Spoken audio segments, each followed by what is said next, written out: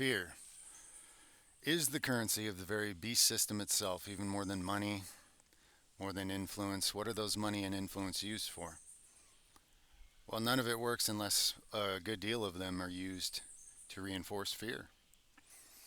Philosophies of life built from fear, built out of lies, or mixed love and fear to make it more confusing. Because if you want the poison to go down, you have to add some sweetness so people will buy it, swallow it, embody it, and not see that you can't mix light and dark that way and actually be operating from truth. A basic spiritual principle that I've often encouraged people to test, because I've tested it myself, so far I've largely seen it fall on deaf ears, but I think the world has been shocked or pushed or pressured into more people being willing to actually pay attention and care. Anything that you do, any decision or action rooted in fear, will not ever once work out in your best interest or the best interest of the others involved. Anything you do that is rooted in love will. Now, because people are so confused, they have a profound amount of difficulty doing any introspection with any clarity and understanding where their decisions are coming from. But if you figure out how to do that, and you test what I just said, and I'm not the first person to say it by any means, it's not something I invented. It's an actual simple spiritual principle that's true all the time. Always was, always will be. Anytime that you see conflicting ideas, like God is love, but God is to be feared. Okay, this is a very simple one. You're not talking about the same God. One of those is the actual creator, an infinite, all-powerful consciousness that cares so much that it never even intervenes or interferes with your free will unless you ask. And then you have an opposite force that does everything it can to undermine your free will and wants you terrified and begging and worshiping and praising and giving it your allegiance and proving your loyalty and yada yada yada. This is ego. This is narcissism. This is control. Control is an element of the dark side, okay? The real creator honors your free will. Those who operate in light or truth or benevolence always honor your free will. That's why you have to ask for help from God, from God's angels, from whatever you would call any of that, in order to get it, because they never infringe on your free will. As much as you could use the help, you have to be asking for it. Now, the dark side doesn't ask for anything. They lie, cheat, steal, manipulate, kill, destroy, enslave, and the list goes on of all the types of molestations and violations, and it'll do anything it can against your free will. Now, if you look at your own life, and no judgment here, okay? We're all here making mistakes and hopefully learning from them. But to whatever degree you're trying to control others, this is the degree that you are currently sold out to the dark side yourself. Now, I understand you'll have all these justifications, but if I don't, this, that, and the other, but your root philosophies of life are not accurate, and that's why you would justify these things with your own ego. And if you look a little deeper, you realize that the reason you're trying to control others is rooted in what? Love? Not even close. If you think it's love, then you don't currently know what love is. It's rooted in fear. Now you see how that principle works? It's one simple example. So, in a world where there are insane people running everything, who have the greatest addiction to control over others that you could possibly imagine, it's beyond depraved. There are all kinds of evil entities that have taken control of these people because of their repeated, willful, dark, evil deeds. And because of that insane addiction to control, they are the ones who run the planet. Now, they don't run me, and if you want to escape the matrix, you have to do it from the inside first. But if more people don't become conscious and operate from love and do unto others as you would have done unto you, and love God with all your heart and love your neighbor as yourself, it will get on this planet to where there's no organic life left. There is no such thing resembling anything close to freedom. Um, Machines will run and operate everything and repair themselves, and humans, if they're kept alive at all, will basically just be for genetic experimentation, etc., and nasty sexual rituals of rape and molestation and torture, because these insane people, they are so deluded by their own demons that they think they're a whole different race that therefore has the right to prey on humans.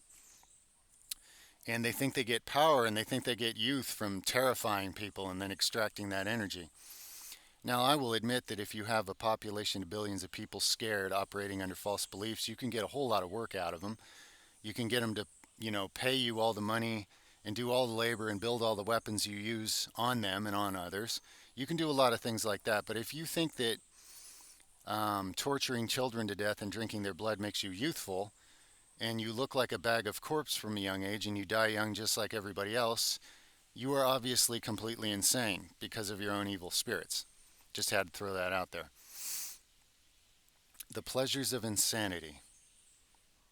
I do not understand them because I find no pleasure in insanity personally, because I know I'm of the light and that's my choice and that's my free will. But there are those who believe exact inversions to all these things. And you may think, well, they got to be something special. How do they run the whole planet? Again, it's not because they're smarter than you. It's not because they're stronger than you. Not at all. It's because they have the most profound, absurd addiction to controlling everything. You can't even imagine it. Now, if you are a control freak, you can maybe, and you can introspect a bit, you could kind of realize, well, gee, I kind of have some of that addiction. So I guess I can see if you amp that up times pi times infinity. Yeah, you could be crazy enough that regardless of whatever insane delusions you have, you would do whatever it takes to have this planet on lockdown. You control all the narratives, you've hoarded all the money, um, you write the books, you make the TV shows, you control education, you manipulate population groups against each other so they think they're each other's enemies and they never see who's doing all this. You can do a lot of stuff when you are fully dedicated and willing to do anything. A lot of people will admit to you that they became the top of some sport or some achievement or some industry or some position in life because they were willing to do anything. Now, they're not going to list the anythings they did and incriminate themselves publicly, but they are telling you the truth. The reason they're sitting in that number one position is because they weren't kidding or exaggerating when they said they were willing to do anything.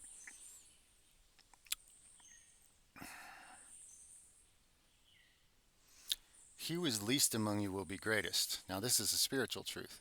He who serves others, he or she, out of love and dedication and devotion to God and others, is actually the greatest in the kingdom of heaven, which is a different dimension, but it's also here. It's just not being accessed because of what people believe.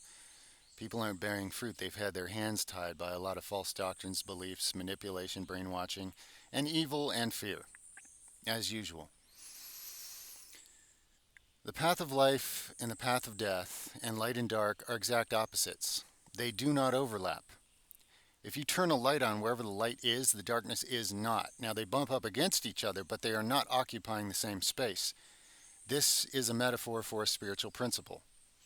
Same with love and fear. Same with what people like to call good and evil, right and wrong. But people are very deluded and confused and manipulated on what right and wrong means. This is why you need to know root spiritual principles of things. You know, if you're a male and you're justifying treating females as less or trying to control them or something, it's because you're afraid. You're afraid of females. If you're a racist and you're trying to say our race is the best and we should rule the world and the others should do what we say or not exist or something, it's because you're a coward and you're afraid of other races. It's fear. I'm not judging anybody. I'm helping you learn how to introspect, to look at the root causes of things, okay? When somebody does something crappy to you and you do something kind in return, is that fear causing you to do it? Or is that love because you understand truth? You understand that that person has no idea who they are because of fear and the spiritual blindness that it causes, okay? So there are psychotic lunatics with all the money and all the influence and all the channels that tell everybody what to think and what to believe and what education supposedly is and everything. And when they decide that this group needs to kill the other, everybody does it thinking they're fighting the bad guys. And these people actually believe that the more fear that they can create in all of you, the better they feed. But the crazy thing is, if you look at these individuals, they are just rotten husks. It's not them they're feeding, it's the evil spirits in them. It's the evil spirits they've given their lives over to. There are things that exist in the dark and they're vampiric because they have disconnected themselves from the source of all life and truth. So they have no life source now. So what do? They feed on your life, spiritually, physically, mentally, emotionally. Some people believe in, reptilians, evil aliens are doing all this. Okay, let's play with that for a second. If that's true, and what these beings believe is because they're superior to you, i.e., they can do it, that gives them the right to extract anything from you any way they want to, right? Now, if you're a meat eater, you believe the exact same thing about animals that are innocent and don't want to die. Isn't that interesting how spiritual principles work?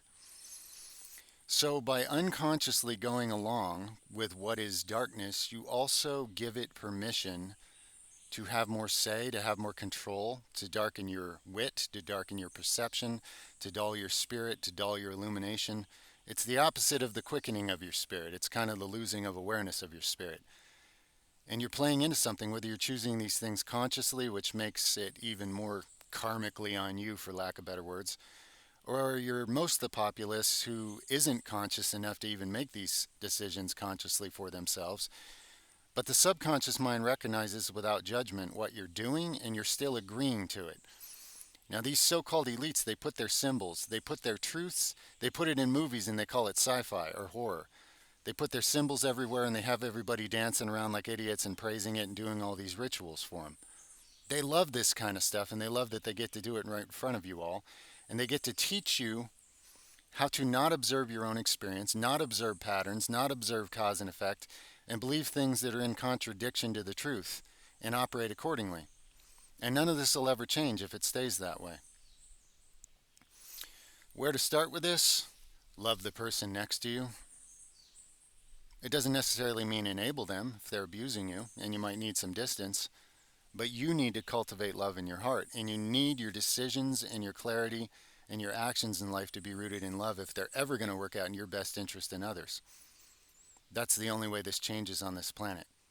You don't fight evil with evil, everybody just falls further into evil.